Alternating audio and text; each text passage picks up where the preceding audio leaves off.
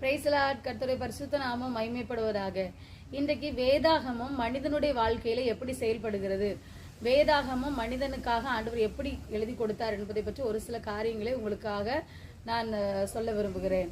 வேதாகமம் மனிதனுக்கு தான் தேவன் எழுதி கொடுத்தார். இந்த உலகத்துல எத்தனையோ புத்தகங்கள் எழுதப்பட்டாலும் வேதாகமம் ஒரு மனிதனுக்காக கர்த்தர் எழுதி கொடுத்தார். அதுக்கு வசன ஆதாரம் ஓசியா 8வது அதிகாரம் 12வது வசனத்துல இருக்கிறது.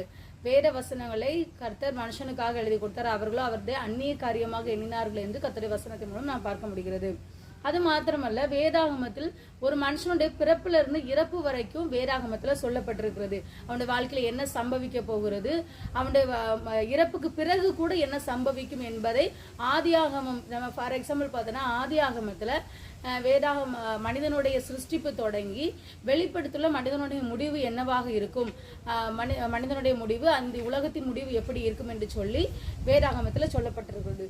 அது மாத்திரமல்ல, மூன்றாவதாக நாம் பார்த்தோமானால் மனிதன் ஜீவ காலத்துல அவன் என்னெல்லாம் செய்யணும், என்ன செய்யக்கூடாது, எதை சாப்பிடணும், எதை சாப்பிடக்கூடாது, எப்படி ட்ரெஸ் பண்ணணும், எப்படி ட்ரெஸ் பண்ணக்கூடாது, எங்க போகணும், எங்க போகக்கூடாதுன்னு சொல்லி செய்யக்கூடாத அத்தனை காரியங்களும் வேதாகமத்தில் மனிதனுக்காக தேவன் எழுதி வைத்திருக்கிறார். ஆமாங்க, இதை ஃபாலோ பண்ணினால ஒரு மனுஷன் நிச்சயமா சக்சஸா மாற முடியும். அதில் வேதத்துல எல்லாமே தெளிவாக சொல்லப்படுகிறது. வேதத்தில் அதற்கு ஆதாரம் இருக்கிறது. நான்காவதாக பார்த்தோமானால் ஒரு மனிதனுடைய நிகழ்காலத்துல என்ன எப்படி நடக்கணும், எப்படி நடக்கக்கூடாது என்பதை சொல்லப்பட்டிருக்கிறது.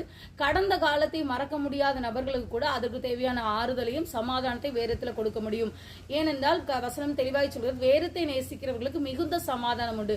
ஆமாங்க, இந்த வேதத்தை நேசித்து இதை வாசித்து கை கொள்கிறவர்களுக்கு மிகுந்த சமாதானத்தையும் ஆறுதலையும் தேவன் தருவார். இந்த வேதாகமும் ஒரு ஆறுதலை கொடுக்கிற புத்தகமாக இருக்கிறது. அது மாத்திரமல்ல, எதிர்காலத்தில் அவனுக்கு சம்பவிக்க வேண்டிய காரியங்களை கூட இந்த வேதாகமத்துல வாக்கு தத்தங்களாகவும் தீர்க்க தரிசனங்களாகவும் எழுதப்பட்டிருக்கிறது. ஒரு மனுஷன் எதிர்காலத்துல என்னவாக அவனுக்கு நடக்க போகிறது என்று சொல்லி வாக்கு தத்தங்களின் மூலமாகவும் தேவன் பேசி இருக்கிறார். அது மாத்திரமல்ல, தீர்க்க தரிசனங்களாகவும் உரைத்திருக்கிறார். இது வேதாகமத்தில் மனிதனுக்காக தேவன் ஏற்படுத்தி வைத்திருக்கிறது. ஐந்தாவதாக பார்த்தோமானால் இந்த வேதாகம் மனுஷனோட பேசுங்க. ஆமாங்க, இது ஒரு ஜீவனுள்ள வார்த்தை என்று வேதாகமத்தில் குறிப்பிடப்படுகிறது. அதுக்கு ரெஃபரன்ஸ் பாத்தீங்கன்னா எபிரேயர் 4வது அதிகாரம் 12வது வசனத்துல கர்த்தருடைய வார்த்தை ஜீவனுள்ளதாயும் வல்லமை உள்ளதாயும் இருபுறம் கருக்குள்ள பட்டயமாயும் இருக்கிறது என்று சொல்லப்பட்டிருக்கிறது. ஆமாங்க, இந்த வேதாகம் யாரிடத்துல வேண்டுமானாலும் பேசும். இது ஒரு உயிருள்ள புத்தகம் என்றுதான் நம்ம சொல்ல முடியும். ஆறாவதாக நம்ம பார்த்தோமானால் வேத புத்தகத்தினால ஒரு மனுஷனை ஞானவானாக மாற்ற முடியும். எந்த நற்கிரியையும் செய்யக்கு அவனை தகுதிப்படுத்தவும் முடியும். ஒருவேளை தகுதியே இல்லாத ஒரு நபரை கூட தகுதிப்படுத்துறதுக்கு இந்த வேத வார்த்தையின் மூலமாக முடியும். அது மாத்திரமல்ல, எப்பேற்பட்ட பாவியா இருந்தாலும் அவனை சீர்திருத்துவதற்கு, அவனை நல்லவனாக மாற்றி அவனை கொண்டு வருவதற்கு இந்த வேத புத்தகத்தினால் முடியும். அதுக்கு ரெஃபரன்ஸ் பார்த்தீங்கன்னா 2 தீமோத்தேயு 3வது அதிகாரம் 16-17 வசனங்களில் சொல்லப்பட்டிருக்கிறது. ஆமாங்க, மொத்தத்துல இந்த வேதாகமும் மனிதனுக்காக தேவன் படைத்த ஒரு அற்புதமான ஒரு குளோரியஸான புத்தகம். அதனால இதை வாசிங்க, இதை நேசிங்க, இதை கை கொள்ளுங்க. அது உங்களுக்கு நிச்சயமாய் ஆசீர்வாதமா இருக்கும். God bless you. Thank you.